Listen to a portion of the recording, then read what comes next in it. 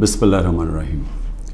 इय्याक नअबुदु व इय्याक नस्तईन। मेरे पाकिस्तानियों, आजकल एक पूरी मीडिया के अंदर चला हुआ है कि जी शाह महमूद कुरैशी मुझे मिलने आए और वो कोई प्रपोज़ल लेके आए हैं -1 की, कि इमरान खान अलहदा हो जाए थोड़ी देर के लिए और पार्टी आगे बढ़ जाए।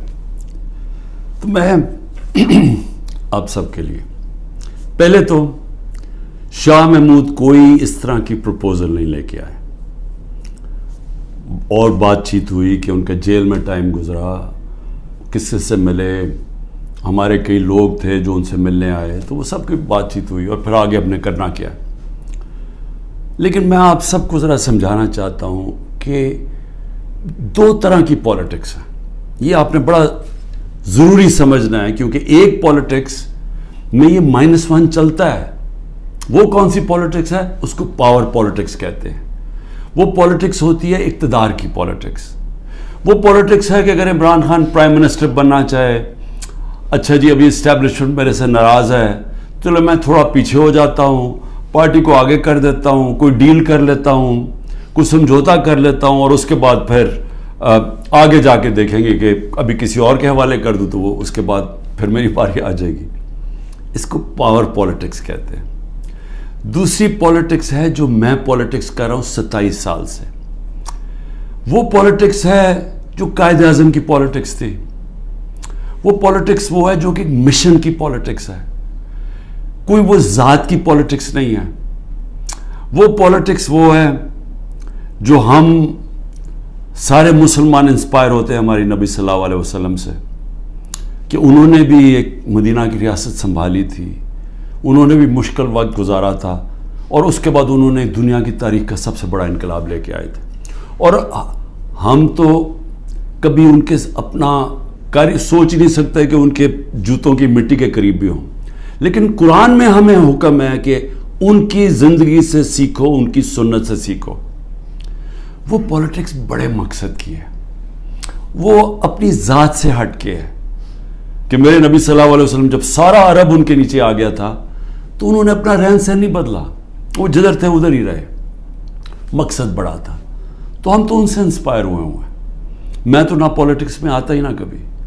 तो मैंने जो इंसाफ की तहरीक शुरू की थी, ये मदीना, और कहा था कि इस्लामी फलाही रियासत हमारा मकसद है। हम मदीना की रियासत से इंस्पायर हुए थे। जिस तरह की हरकतें हो रही हैं मेरे लोगों के ऊपर, मैं इसलिए ये आपके सामने रखना चाहता हूँ कि आज़ाद माशरों के अंदर ये नहीं हो सकता। ये सिर्फ ग़ुलामों को होता है। ये सिर्फ फ़िरौन ऐसी हरकतें करता था लोगों के ऊपर दहशत फैलाने के लिए, जो आज हमारे पे हो रहा है। और मैं सारे पाकिस्तानियों को कहना चाहता हूँ, जो इस वक्त ये PDM वाले भी बैठे हुए हैं, ये जो आप तमाशा देख रहे हैं, ये याद रखें कि ये आज हमारे पे जुल्म हो रहा है। ये जुल्म आपके ऊपर भी होगा। जब एक मुल्क के सारे इंसाफ के इदारों को, जब उनको इस्तेमाल किया जाता है, हुकूमती इदारों को इस्तेमाल किया जाता है एक पार्टी को ख़त्म करने के लिए और उनके लोगों के ऊपर दहशत फैलाने के लिए, तो ये सिस्टम फिर जाता नहीं है। ये कोई भी संभाल के ये सिस्टम सब अगर आज हमारे हकूक नहीं, अगर हमारे फंडामेंटल राइट्स नहीं है, तो ये अब कल आपके भी नहीं होंगे। फंडामेंटल राइट्स तो एक कौम के हिफाजत होते हैं ना, इनको ह्यूमन राइट्स कहते हैं। ये ह्यूमन राइट्स सारे मुल्क के होते हैं। ये नहीं होता कि एक तबके के आप ह्यूमन राइट्स ले लें और वो तबका क्या है, मुल्क की सबसे बड़ी जमात जिसका सबसे बड़ा वोट बैंक है, अगर आप उसके ह्यूमन राइट्स आज वायलेट कर रहे हैं तो इसका मतलब ह्यूमन राइट्स नहीं है। क्योंकि ह्यूमन राइट्स को तो एक मुल्क की अदलिया उसकी हिफाजत करती है। तो हमारी अदलिया के तो कुछ सोता ही नहीं हम। हमारी अदलिया ने तो सुप्रीम कोर्ट कहता है इलेक्शंस होंगे 14 मई को आइन के मुताबिक, गवर्नमेंट परवाही नहीं करती। तो गवर्नमेंट आगे क्यों इलेक्शन? यानी ये तो इसका मतलब कि इस वक्त ताकत की हुक्मरानी आ गई, क्योंकि जब आप आइन से बाहर निकल गए तो कानून से बाहर निकल गए, उसके मतलब जो ताकतवर चाहे वो करेगा। तो ये सारे मुल्क को इफेक्ट करेगा। ये तबाही सारे मुल्क पे आ रही है। और ये जिस तरफ हम अब जा रहे हैं, ये जो जुल्म कर रहे हैं, सिर्फ और सिर्फ खौफ फैला के समझ रहे हैं कि ये पार्टी टूट जाएगी। اور کئی لوگ چلے بھی گئے ہیں.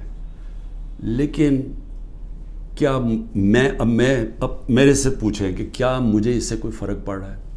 150 سے اوپر کیسز کر دیے, قتل کا کیس آخری کر دیا میرے اوپر. مجھے 19 بیلیں لیے میں نے ایک دن میں, یہ دنیا کا ریکارڈ ہے. اس کے بعد 4 گھنٹے نیب میں بیٹھا ہوں. 4 گھنٹے نیب نے میرے سے وہ جو سوال پوچھے, میں چیلنج کرتا ہوں کہ کسی عدالت کے اندر کبھی بھی یہ کیس کی کوئی اہمیت ہو جائے. کوئی کیس ہی نہیں ہے, کیبنٹ کا فیصلہ ہے, ساری کیبنٹ نے فیصلہ کیا. اب یہ دکھانا تھا کہ مجھے اس سے کوئی ذاتی فائدہ ہوا. کیا القاعدہ جو پہلا بن چکی تھی, شروع ہو گئی تھی یونیورسٹی, کیا وہ ایک ٹرسٹ ہے؟ وہاں غریب گھرانوں کے بچوں کو مفت تعلیم مل رہی ہے سیرت نبی پہ اور یہ جو ٹیکنالوجی کے اوپر.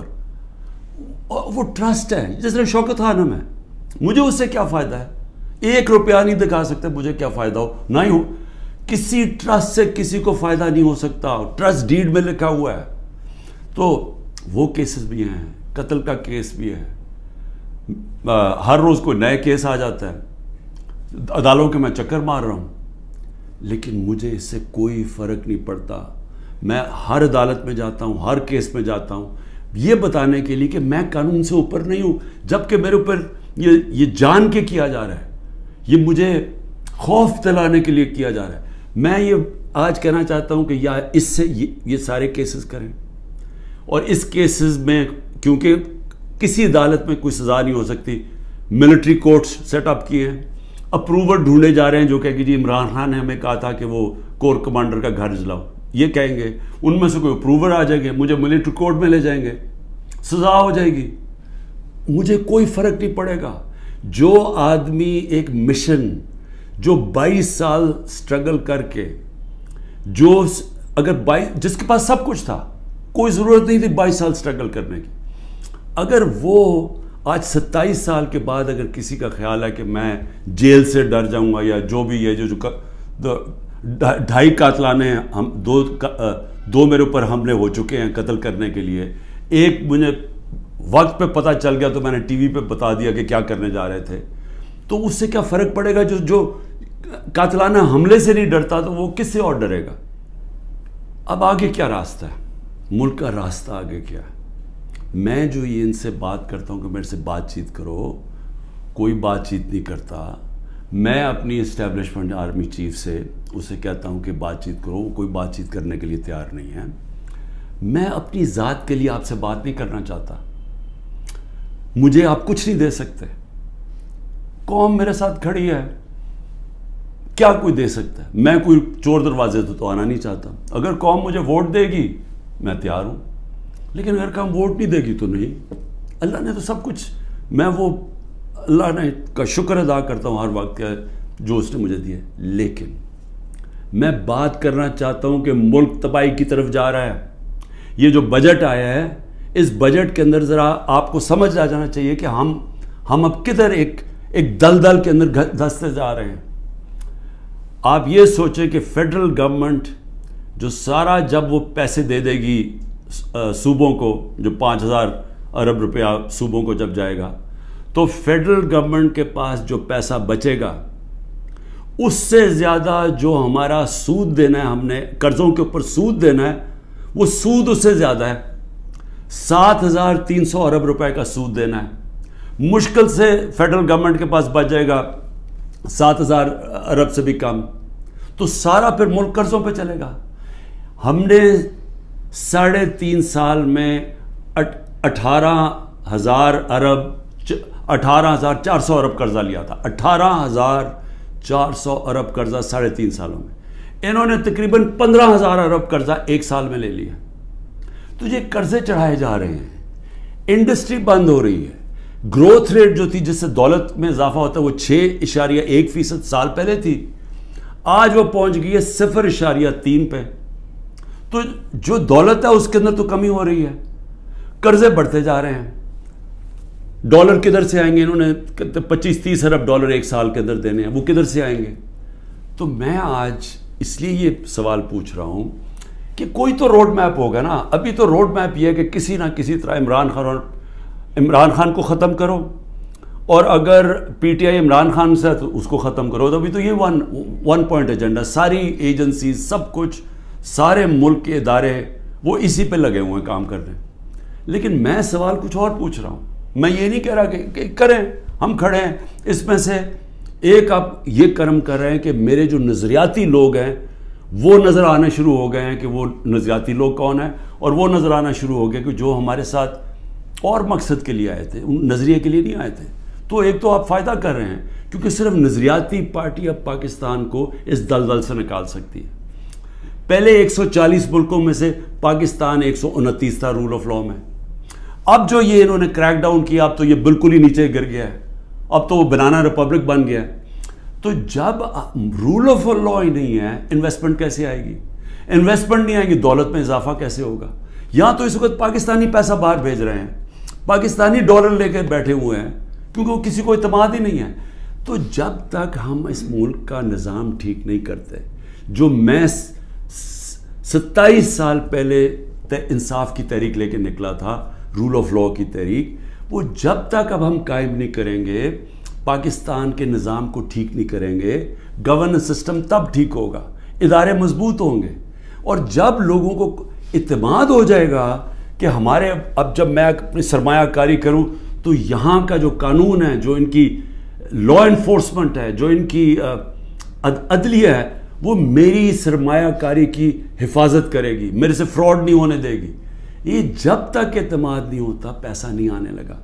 اور اس کے لیے جب تک کہ حکومت نہیں آتی جو پبلک مینڈیٹ سے آئے, جس کو پبلک سپورٹ کرے, جس کو بڑا ووٹ ملے اور پبلک کی سپورٹ سے آئے, صرف وہی بڑے بڑے فیصلے کر سکتی ہے. نہیں تو ان کو تو آپ نے دیکھ ہی لیا ہے کیا کیا انہوں نے, سوائے مہنگائی کر کے, تاریخی مہنگائی 38% پہ, انہوں نے کیا کیا ہے؟ انڈسٹری بند ہو گئی ہے, بے روزگاری بڑھ گئی ہے, گروتھ ریٹ, انہوں نے اور کیا کرنا ہے؟ تو یہ جو ابھی تک تو گیم پلان میں یہی کھچڑی پکنے لگی ہے نا, آگے نئی آ گئی ہے, نئی جماعت ایک کریٹ کر دی ہے. ہم نے بھی اپنے بڑے بڑے اچھے 27 سال پرانے ہم نے لوگ وہاں بھی بھیج دیا ہیں ان کے پاس, اور ضرورت ہے تو حکم کریں ہم اور بھی بھیج دیتے ہیں. لیکن اس سے ملک ٹھیک نہیں ہونے لگا. ملک ٹھیک تب ہوگا جب ایک public mandate, free and fair election کے بعد ایک مضبوط گورنمنٹ آئے گی. اور میں اپنی اسٹیبلشمنٹ کو آج پھر سے کہتا ہوں, نظر ثانی کرے, ملک تباہی کی طرف جا رہا ہے. اور جب یہ تباہی جس طرف جا رہا ہے, اور IMF کی اگلی کنڈیشنز آئیں گی, جس طرح انہوں نے مصر اور سری لنکا میں انہوں نے کنڈیشن لگائی, وہ کیا ہے کہ فوج کا بجٹ کام کرو, دونوں جگہ انہوں نے کہا. تو یہ تو ہم ادھر جا رہے ہیں کہ ہم اپنی سیکیورٹی اینڈ میں کمپرومائز کریں گے, اور ایک دفعہ سیکیورٹی کمپرومائز ہوگی اس ملک کی, تو ہمارے جو دشمن بیٹھے ہیں وہ ملک توڑنے کے لیے تیار ہیں. تو میں اس لیے آپ کو کہہ رہا ہوں, مجھے کوئی ریلیف نہیں چاہیے, مجھے کوئی آپ کی مدد نہیں چاہیے, میں کوئی کسی مجھے یہ سمجھے کہ یہ جو سارا کچھ ہو رہا ہے انتقامی کارروائی, مجھے چھوڑے میری بہنیں باہر جانے کے لیے نہیں تیار. وہ تو عورتوں کے اوپر تو کبھی اس ملک میں ایسے نہیں ہوا, لیکن ملک نیچے جا رہا ہے. اور اس لیے وقت کم ہے. جس طرح دن بڑھتے جا رہے ہیں, ہم اور اپنے ملک کو تباہی کی طرف لے کے جا رہے ہیں. صرف قانون ختم ہو چکا ہے.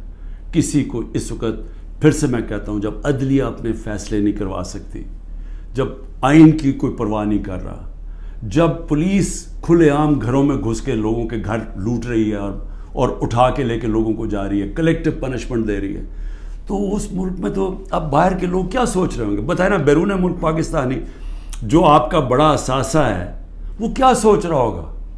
وہ کوئی سوچے گا کہ پاکستان میں پیسہ لگانا ہے؟ تو اگر انہوں نے نہیں لگانا تو اور تو اس وقت کوئی ہے نہیں.